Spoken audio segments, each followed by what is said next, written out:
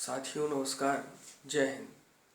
आज मैं आप सबके सामने हमारे वीर पुरुष, हमारे महात्मा, हमारे महापुरुष आदरणीय लाला लाजपत राय जी के जन्म तिथि पर आप सबके सामने कुछ बातें करना चाहता हूँ। धरती हमारी स्वर्ग सी वीरों की गाथा गाती है।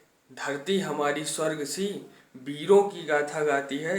हिंदुस्तान के लिए शहीद हुए उनके गीत सुनाती है। हिंदुस्तान के लिए शहीद हुए उनके गीत सुनाती है। बैर नहीं हमें किसी से, बैर नहीं हमें किसी से, सबसे भाईचारा है। इस धरती माँ के लिए जान न्यौछावर कर देंगे, ऐसा अपना नारा है। गर्व है उस धरती पर, गर्व है उस धरती पर जिस पर हमने जन्म लिया। मर मिटेंगे तेरे लिए, ऐसा हमने प्रण लिया। मर मिटेंगे तेरे लिए, ऐसा हमने प्रण लिया। ऐसी पवित्र धरती को बारंबार नमन है। कितना सोना कितना प्यारा, देखो अपना वतन है। कितना सोना कितना प्यारा, देखो अपना वतन है।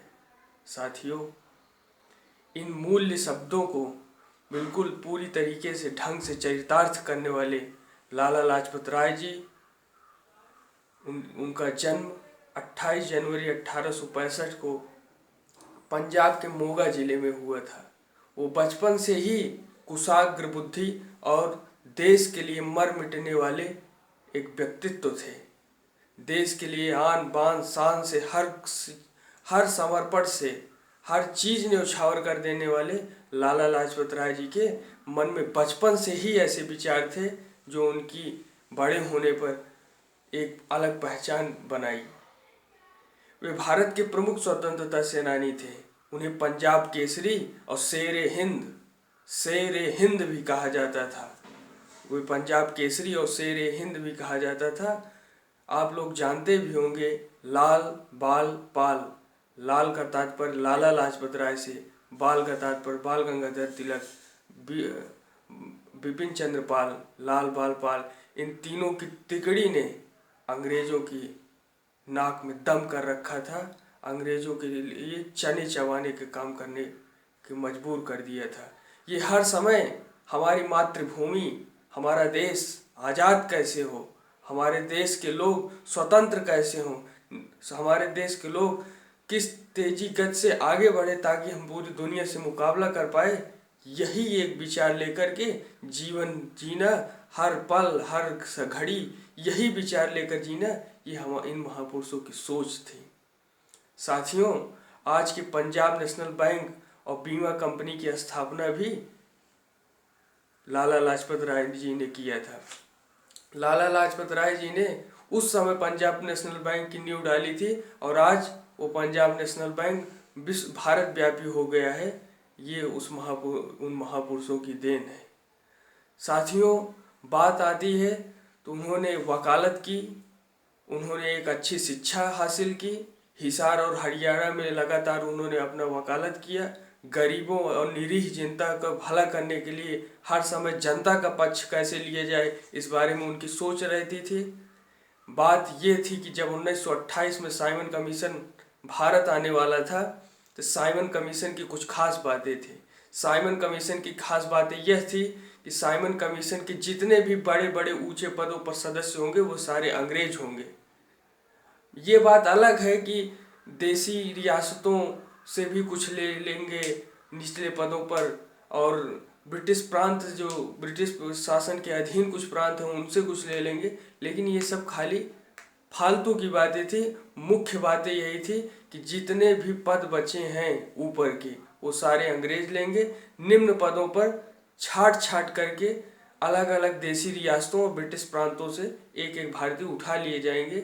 नाम मात्र के भारतीय रहेंगे, बाकी सारे अंग्रेज रहेंगे, ताकि भारतीयों को दबाना, उनको कुचलना, उन पर नियंत्रण स्थापित करना आसान हो जाए और हर क्रांतिकारी स्थितियों का दमन कर दिया जाए। ऐसी व्यवस्था साइमन कमीशन लेके आया था। उस भ्रष्टाचारी नीति को समाप्त करने के लिए, उन कुरीतियों को समाप्त करने के लिए हमारे लाला लाजपत राय जी ने अभियान लेकर के, झंडा लेकर खड़े हो गए और कहा Simon commission go back, Simon commission वापस जाओ, Simon commission go back, Simon commission go back का नारा पूरे भारत में प्रचलित करवा दिया। जिस दिन साइमन कमीशन भारत में प्रवेश करने वाला था, ठीक उसी स्थिति में साइमन कमीशन गो बैक के नारे ने पूरे विश्व भारत व्यापी गूंज उठा था, और ये लाला लाजपत राय जी के कारण संभव हो पाया था। साथियों, सन 1928 में जब साइमन कमीशन का विरोध हो रहा था, तो उस समय जो स्कॉट प्रमुख थे, जो प्रमुख थे, उन्होंने कहा कि भारतीयों पर लाठीचार्ज करवा दिया जाए। भारतीयों पर लाठीचार्ज होने लगा, जिसमें जो है सैंडर्स नामक का एक अंग्रेज अधिकारी जो उप अधीक्षक था, उसने लाला लाजपत राय को अपने लाठियों से पीटने लगा। अनेक वज्राघात किए, अनेक प्रकार से चोटें आई, लेकिन वे महापुरुष डटे रहे। उन्होंने हार नहीं मानी। कहने में आसान लगता है, लेकिन ये होता नहीं है।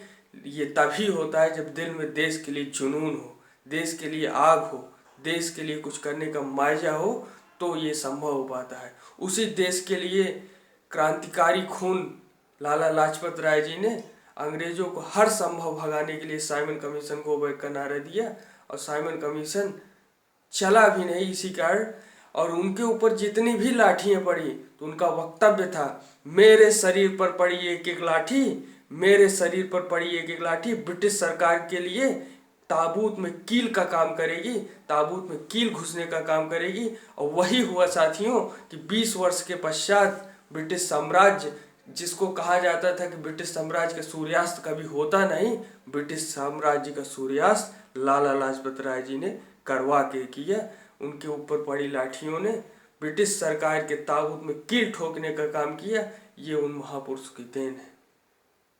साथियों, 17 नवंबर 1928 को इन्हीं चोटों के कारण उनका देहांत हो गया। लाला लाजपत राय जी की मृत्यु से सारा देश उत्तेजित हो गया। चंद्रशेखर आजाद, भगत सिंह, राजगुरु आदि ने यह तय किया कि हमारे नेता को जिसने मारा है, खून के बदला खून से लेंगे। इस सिद्धांत पर वो लोग आगे बढ़ चले, और सैंडर्स नामक अंग्रेज अधिकारी की हत्या 1 महीने के अंदर की।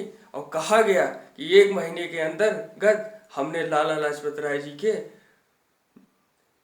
हिंसक मृत्यु का बदला ले लिया है।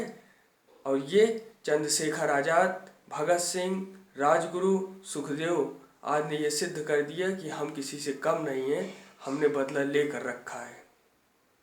साथियों, अगर बात करें कि उनकी जो रुचियां थी, लाला लाजपत राय जी ने जो उनकी रुचियां थी, वो थी उनकी रचनाओं में दिखती है। अनहैप्पी इंडिया, भारत दुखी क्यों है, भारत शोषित क्यों है, भारत पीड़ित क्यों है, भारत वंचित क्यों है, इसका एक कारण अंग्रेज है।